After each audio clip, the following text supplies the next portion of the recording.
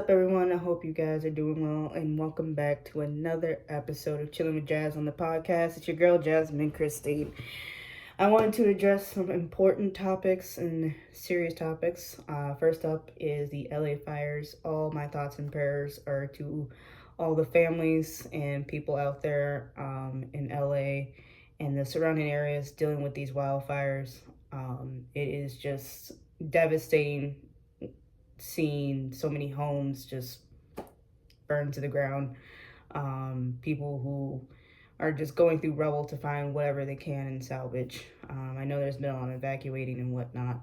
I've also come across a lot of news videos courtesy of TikTok, which we'll get to that in a moment here, with people donating, people coming from different areas with helping with food, donating clothes, just personal hygiene items, things that families will need until they can get back on their feet. And I hope that as time goes on, these fires will obviously start to subside. Also, huge thank you to the firefighters, the first responders who are taking care of that and risking their lives these last few days to weeks, a week now actually, if not longer, trying to handle and put out these fires. It is not an easy job, and I wish and pray for the safety of all of them. So just be safe out there. If you know anyone out there who lives in LA or lives in that area, reach out, call them, make sure they're okay. If they need a place to stay, offer them a place to stay. I am fortunate enough to reside here in Minnesota, and I don't have any family out there, so it's good to know that myself and my family are all safe. The next topic I want to talk about, it's serious, but I'm gonna get a little testy with it, if you know what I mean. With that all being said, TikTok. United States government, we gotta have a little conversation here. Y'all are focusing on the wrong damn thing. Like, I'm not fucking sorry. You know what? Fuck that. I'm not gonna be sorry. Wrong thing. You're worried about an app that brings people joy, laughter, sometimes tears, and even then those tears are good tears. I can't tell you how many times I have laughed, cried, felt just so much joy watching strangers on this app. I've also been following a lot of different content creators and people who have started their career and their lives through that app for a long time, pretty much since 2019. And it is crazy to think that so many people are gonna have to adjust and move to a new app if this is to happen. I don't know what's going on with TikTok and the Supreme Court, but the focus is on the wrong damn thing right now. There are much bigger issues at hand. We still have a homelessness problem in this country. We have school shootings going on in this country. We have, I could make that list go on forever. There are just bigger problems and bigger fish to fry than some fucking app. I get it. It is ran or owned or whatever by, an Asian company or whatever it may be. But it's just, I can't even get my words straight because it's making me lose my mind. I am beyond frustrated. It is stupid. It is beyond stupid that people, our government system and our politics in America are focusing on the wrong damn thing. Like, when this world in has to start all over again and we have to rebuild, I am praying that we get it right next time, or relatively right. I don't get it. I really don't get it. I don't get how we could mess this up so royally. It boggles my mind. There are so many creators. I had to literally go to their Instagram and start following them on there because I believe the date is on the 19th, which is this coming Sunday. I'm absolutely, I hate to use the word flabbergasted, but I'm flabbergasted. It's amazing how you're focusing on the wrong damn thing. And there are some people who are just starting out and using TikTok as a platform to get their career started and their content creating, being a content creator full time started on this app, and you're taking it away. Hell, I'm one of them, and I'm getting back into posting and adding my podcast on there, and eventually my music. And it's just like, now I gotta find do a whole new app and do it from there in hopes that that will be just as good. TikTok is like the go-to for almost anything and everything. You want to find out what's going on in the world? Go to TikTok, because there's going to be news outlets, people sharing news outlets, all that. When someone's being a dick in public and we want to expose them, we call it the TikTok investigators or police. And we always say, TikTok, do your thing. Because that's what we use it for. We use it to call out people and their bullshit. Families use it to bring joy to people who may not have that. People who have dogs and have made a whole page dedicated towards their dogs. And I'm a big dog lover, by the way, so I love dogs. I love seeing some of my favorite people and their lovely pets. It's stupid. It's beyond stupid. We have so many other problems in this country that are bigger fish that need to be fried. And you're focusing on this little minnow, like literally the tiny, or a little sardine. You're focusing on the smallest little thing when there's big fish to fry. Just huge issues. Okay, let's talk about the fact that there are still school shootings going on, and the amount we had within the first couple of months of the new school year. Mind fucking blown, number one. And it's almost safer to keep your child at home and homeschool them. But it's hard for parents to do that these days, especially millennial parents and whatnot, because we live in a time and era where our economic system can't handle it. It can't handle one parent or even a single parent staying home, because our economy is all fucked up, just like our justice system is fucked up. Make it make sense. That's all I'm asking. How do you put a man who is literally a criminal back in office over having your very first female president? See, this is what I mean. The ass backwards of this country is ridiculous. And I don't know if it's because of the generational differences or if I don't know what it is. But we need to figure it out and focus on the bigger picture than the tiny shit like TikTok. It's ridiculous. It's minute. Like I said, I'm literally lost for words, and I'm trying to form sentences, and it's aggravating at this point. So if it does get banned, okay, fine. But we will still find a way to do what we need to do. But if it doesn't get banned, because this is not the first time that it's been in the news that TikTok was supposed to be getting banned. This is not. The one that I still remember very fondly was, I think, around 2020 during COVID. And it was either 2020 or 2021, one of the 2 years. And I remember just people going on TikTok going, if it gets banned, thank you for all the memories. Thank you for all the time on here. And it was just as much in the news as it is now. And they were still on edge if it was actually going to get banned. So we will see as of next week. Because like I said, I believe the date is January 19th. Please double verify that for me if I'm wrong. And we'll just see what happens. I'm baffled. My mind is literally baffled at this point. I can't believe it that that's the focus. Now, let's get into what this episode is actually about. The service industry. I wanted to really dig into this. I ain't gonna lie, I was torn in topics. I really was. I was like, do I want to talk about the service industry, or do I want to talk about not having experience? Which I might throw a little bit of that in here. See, I'm so upset about the previous topic that I can't even get my words straight for the next thing. Good Lord. So, I work in the service industry. I've been in the food service industry since 2017. The very first job I ever worked was Papa John's. And I was like, back then, I'm like, okay, this might be my stride. And then eventually I tried my hand at being in the retail industry. And I'm like, okay, I don't think this is really me.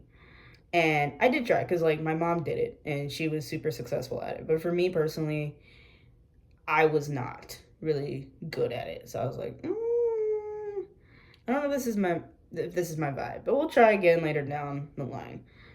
Over the years, I have worked a lot of jobs, I will admit, and they have all been in the food service industry. So I have worked Papa John's, I've worked for Starbucks, I've worked for Cub Foods, which is a grocery store up here in Minnesota. Those out of state, your equivalents might be like Kroger's or something like that. Um, I've also worked for Chipotle. I have worked a few like sit down dine in restaurants, all local here in the state of Minnesota. So I've done it pretty much all, and I enjoy it. I enjoy it so much. I kid you not, I knew from that point on, like, I want to be in this industry. I want to work in food. And even more so in the last year to a year and a half, I started planning out the idea of opening my own restaurant. Something near and dear to my heart that we don't have enough of up here because it's the North, it's the Midwest. I'm not going to be mad at you. Is soul food restaurants. I know there is a really good spot here in Minnesota that is very vegan friendly, which I think is the greatest thing on the planet because we also need more of that too. As someone who knows people who are vegan, and it's like we do need more of that. Um, so yeah, I one day want to open up my own restaurant along still doing the one thing I love the most, which is also music. So I'm like, we combine the two things I love, music and food. And let's be real, almost pretty much most Americans or just most people in general love that combination, food and music.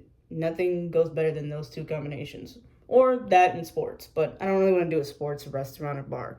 There's enough of those in my opinion in across America. So I'm like, I need to get that experience and just continue working in this industry. While working in this industry and being on TikTok, I hate to use your name a lot, but I'm going to. Uh, I realized that there's things that happen, and some people understand, and some people don't understand, or don't like, or do like, or whatever it may be. So I'm like, okay, let's touch base with the service industry. Okay. Number one, it's one of those jobs that can be definitely on the high stress level and underappreciated and underpaid. Um, every state and every city and situation is different. Primarily, every state is different when it comes to like the minimum wage and how much someone is getting paid, especially if you're dealing with more corporate style restaurants or like chain style restaurants. For instance, your Olive Gardens, your Texas Roadhouse, things of that nature. Some places will like in the state, they only get paid barely $2 and some change. Other states might pay you $9 and some change. Like I said, it varies. So that leads into what is probably one of the biggest, still to this crazy enough, controversial things: tipping. You know, people are like, why is tipping such a big deal? And I see that comment a lot in different restaurant POV videos on TikTok. And some people who are not from America, they're like, I don't get this whole tipping situation and all that. It would make too much common sense in America to actually pay people a living wage, especially when it comes to working jobs in the food industry or some form of hospitality, whether you work in a hotel or you work in sales, you work, you know, and when I say sales, like a sales associate, like in a Macy's or a Target or something like that.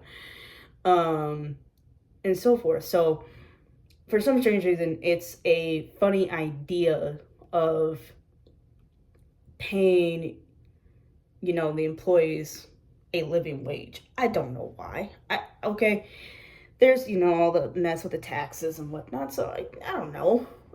um, so tipping is one of those things where it's still kind of,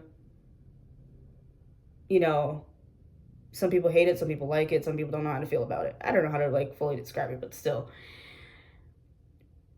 its servers live mostly off of that. That's how they thrive. That's how they're able to really get through their life month to month, is through tips. So we get a little frustrated or upset when we get either a low tip or no tip at all? Yes, especially when it comes to big tabs and bills.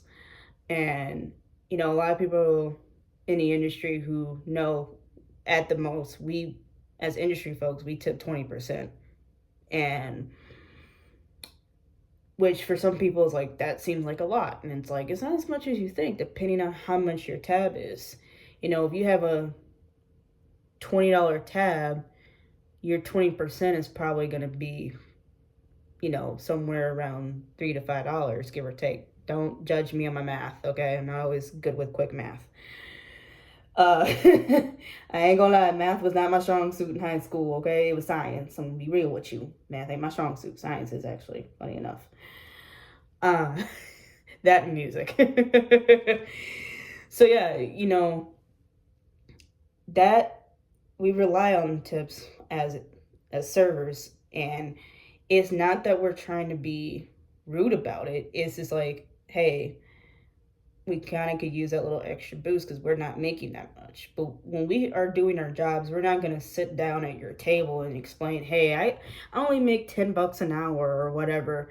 And, it would really be nice if you tipped me. Obviously, as someone who's also on the customer side of things, I know for a fact that from a customer's POV, we're looking at how well can you do your job.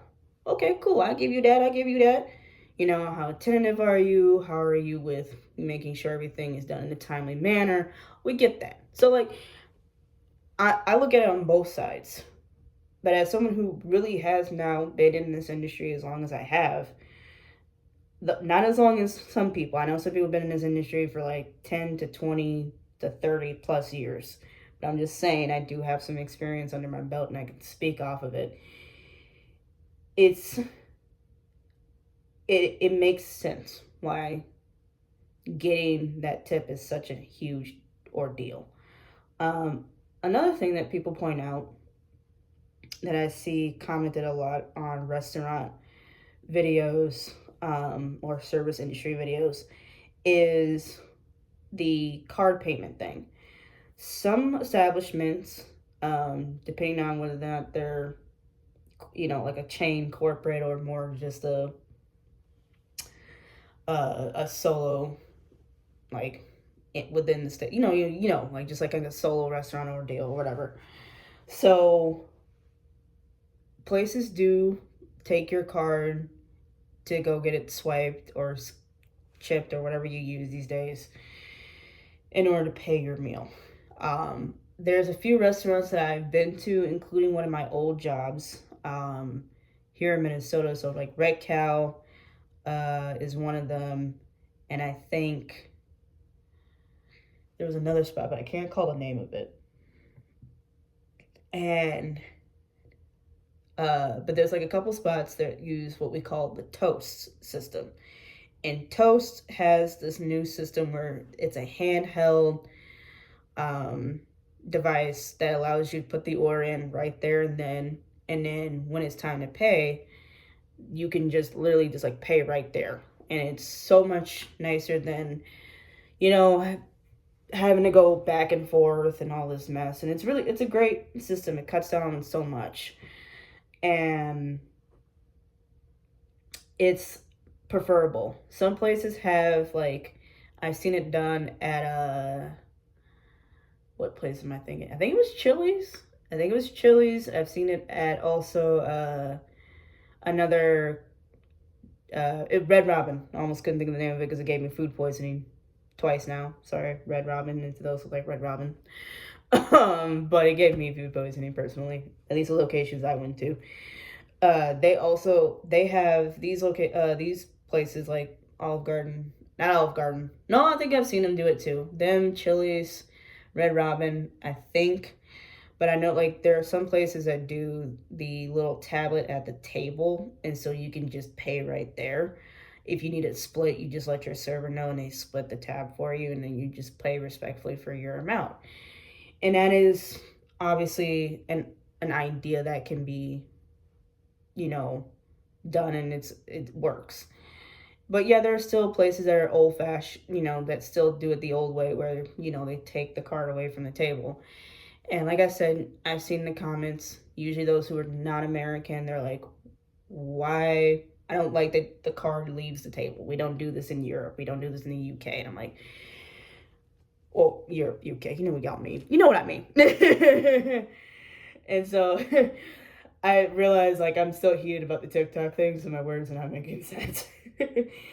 But like over in Europe, a lot of countries over there, they don't do that. If all of them don't do that, you don't walk away from the table when it comes to paying for someone's food, or taking someone's card to pay for the food. So yeah, it's kind of a hard one to explain. I don't know why, every restaurant and establishment is different, and you just kind of have to roll with the punches. That's just the way it's done. If you have something to complain about that's fine, but there's nothing we can do as hosts and servers and bartenders and all the other positions in between. Hell, there's probably not much managers can do either. That's just usually like an upper owner situation and ordeal of the owner chose to do it this way, so this is how we're doing it kind of situation. And so I get your pain. I get it. Like, especially in the world we live in, it's easy for people to steal your information. But there's also still the good handful of people out there, and you just got to find them. And those who work in the industry, we have our days, but we don't push it to that point unless we're that desperate. And I can't say that for everyone and all that. I just say that for myself, I'm not that type of person. I'm not. What do I got to lose? What am I doing for myself stealing your information? Okay? Like, think about it. Like, it does me no good, because all it's going to do is put me in jail, and I like freedom, thank you very much. So it's ridiculous, in my opinion, to do stuff like that. And the other thing is just the different stories I've seen both on social media and what I've experienced. I started serving at my last job in June of 24, all the way up until December when I quit. And in that amount of time, I've had relatively some probably normal things that have happened that other folks in the service industry would understand and know. I'm just like, this is interesting. One of the most common things I see, and I have dealt with as a host though, in like POV videos, when people are like recreating the situation that they have experienced, or someone submits a story that they, through the comments or whatever, and is like, my favorite is when guests or entitled guests are like, they come in and they don't have a reservation, and they're like, can we get a table for 4? And everything you got on the bucks, as we call it in the industry, is all taken up. For those who don't entirely understand how everything works in the service industry, what we see is our layout of the restaurant, and we have a system. Pretty much every restaurant has a system. We call those sections. However many servers are on, whether it's 4, 3, 4, 5, however many your restaurant handles and has on, on an average night. We'll take a Friday night, which is usually busy. Those are usually the busier nights. we have sections. And so what happens is each server gets assigned to a certain section. We, as hosts, we rotate the servers so that way each server makes a relatively decent amount of money. Each one makes, I won't say equal amount of money, but just close to the same amount of money. And we also see all the reservations and the times. I don't give times, like specific times of when reservations come in. I just say, hey, there will be a reservation coming in the next 30 minutes, or we got reservations coming in the next 20 to 45 minutes over the next, or like if it's hours, just like it's piled on and it's a really busy night, I will let you know that we have reservations coming in throughout the night and it's just going to be busy. And so the entitled guests want to come in, they're foretop with no reservation and they see an empty table. And I tell you that that table is not available because it has a reservation on it. And they think that just because they're there first or whatever, they can have that table. No, you cannot have that table. That is one of the things I have encountered multiple times. And it is absolutely frustrating. And I can't tell you how I actually feel because I could get fired from my job. So I put on that face like most of us do, and we tell you, hey, we're sorry, we can't seat you at that table because there is a reservation there. And I've seen some people try to bargain. I've gone through this, like I said, numerous times, and I've seen this also on TikTok, where people try to bargain and are like, well, we'll be out of here before then. And I'm like, I don't believe that one bit. Let me see what I can do. And if I can't get anything right away, I do offer the bar. Have I in the past offered other restaurants in the area? I have. Because what ends up happening is you get quite the wait list on top of your reservations and it just becomes a bit of a headache. And some people like it, some people don't like it. I suit what's best. And there was like one time at my last job where I had to like turn down several big parties because we just did not have the space. Between the reservations and other walk-ins, I was running out of space. I was getting names down on the wait list. It was becoming a bit of a hectic mess. And somehow I managed to make it smooth sailing. I'm going to tell you right now, if you are a host out there, don't feel like you're just a host. I used to make that joke all the time, and my former coworker would be like, you're not just a host, I promise. And I'm like, that is sweet of you. I appreciate that. But sometimes it feels like it, and I get it. You feel like, oh, I'm just a host. Like, I'm not that important. No, you are. You, like, handle and guide the flow of that restaurant for the night. And you are like the first line of defense and the last line of defense, especially if you do to-goes and everything. And I kid you not, it is just like, you don't realize how important and like, how, like, seriously, how important it is to be a host in a restaurant. It's crazy. It's mind-blowing. And yeah, I just taking charge sometimes, because it's like, it's gonna go crazy, it's gonna get hectic, and you gotta do what you gotta do in order to get through the night. So hey, my fellow service industry folks, I get it. I get what it's like dealing with those entitled folks. Those are my least favorite ones. I've also had the ones where, because I've worked pretty much every restaurant I worked, you have to see a host to get seated. I've also dealt with the ones that go and seat themselves. I have to specifically make sure that when a customer comes in and they're about to walk past me, and I have to literally go, are you going to the bar or do you want a table? And they're like, oh, we're going to the bar. And I'm like, okay, bartender will help you out. And then I will look at the customers sit down, customer or customers sit down and see and make sure, like, are you actually at the bar or are you just sitting at a table and seating yourself? Because that's not how this goes. That's why I'm at the front here. It was really hard at one of my jobs I worked at here in Minnesota. It was in North Loop. It was difficult because like the way the host stand is made and the way the entrance is made, it's easy for people to go down to the bar and like the tables in that section of the restaurant and seat themselves. And I'm like, oh, please visit the host first. Like, I would have to almost stand and like angle myself to kind of like be like, I'm here, I exist, I'm a host, you gotta see me first. So I'm just like, oh, don't walk past me. Whereas, like, my second restaurant job, it's so tight in there that like, as soon as you come in, boom, you're greeted with the host stand. Actually, my second one and the most recent one I worked, the host stand is like right there, but you'd be surprised how easy it is for people to just walk right past you and not visit the host stand. And I remember my last job that I worked here in Minnesota, in Minneapolis, in Northeast.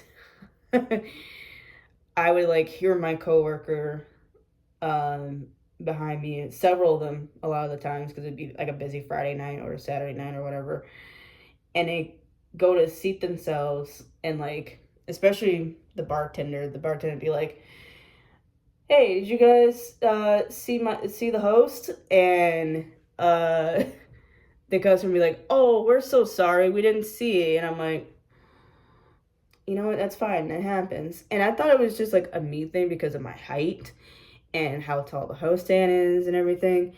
But like two of my former coworkers are tall. One is like like over 6 foot, and the other one's right about 6 foot. And the numerous times customers have walked past them, and it's like, your two are taller than me, and they still walk past you. Yeah, ugh. It's a struggle sometimes at that host stand. But then we get the calm side of things. So then there's the opposite side. As a server, you know, you're running around, you're like, oh my God, I got all this stuff going on. And the bartender's running around and all this stuff. While meanwhile, the host is just chilling at the host stand after seating the entire restaurant. The kitchen's, backed up, whatever it may be. So I won't say that we have it like super hard, but we also don't have it easy either. There's a happy medium. We do get a lot of downtime as hosts, and I will say that, and I will face that. I don't care. This industry is not for the weak. You gotta have patience, you gotta be understanding. There are times where the customer is right, and even though it's obvious that they're blunt and wrong, there's times that you got to stand up for what is right and hope that you got your people behind you, and you usually do, to stand up with you and tell these people, hey, you can't be in here, whatever it may be, and that's okay. And like I said, this industry is not for everyone, and that is also okay. Find your niche, and that, for me, this is it. I love being in the service industry. Has it worn me out and worn me down? Yes, but I wouldn't change it for the world, because every time I look for a new job, I go right back to that. I go right back to the service industry. And like I said, one day I hope to open up my own restaurant. I want to do a soul food restaurant with live music and be able to enjoy those things and have fun doing those things. And if you're a customer who goes out to eat, just be kind, be patient with your servers. Give them a little love.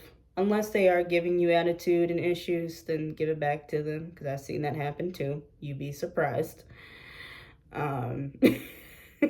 It's not cool. It goes both ways. I'm just saying. We, as those who work in the industry, we take the bigger grunt. But if you do come across a server or someone who is rude, politely just be like, hey, like, I don't appreciate that. And servers and hosts and bartenders, stand up for yourself. Be ready to do what you got to do to handle any situation. And don't let nobody walk all over you. I'm just saying. This industry can do that to you. I'm just saying. I hope y'all enjoyed today's episode. I probably will eventually do more talk on that TikTok situation. I just couldn't go too more into it, because otherwise I was going to lose my mind. I couldn't even form complete sentences and write words. Okay, you'll hear that throughout this episode. If you want to hear more service industry stuff, even like stories, I have plenty. I kid you not, there's some that are very locked jawed and like locked in my memory forever and ever and ever. I don't think they're ever gonna leave my memory. I will be more than willing to do another episode of the service industry and talk more about that. I do want to say this. It's okay. If you have thought about it once or twice about walking out your job, because I have had that thought. I will never walk out because I'm not going to leave the people I work with hanging like that, but I definitely have quit on the spot. So it's okay. It happens. On the next episode, I want to talk about not having the experience. And that goes for, funny enough, the service industry job, but other things in life. And I hope you guys are excited to listen in on that episode. Don't forget to drop a follow here on Spotify and go check out the video version. Not only do I record these, but I film them too. So go to my YouTube, Jasmine Christine, where you'll find the episodes on there also. And don't forget to like, comment, subscribe, and share it to your friends and family. I will let you guys know when this hits other platforms like Apple Music and Amazon and whatever other platforms there are out there. Stay tuned for the next episode. Once again, every Thursday at 12 p.m. Central Standard Time, I will drop a new episode. And I hope you guys have a beautiful, safe day, night, wherever you are. Be safe. Love ya. Peace.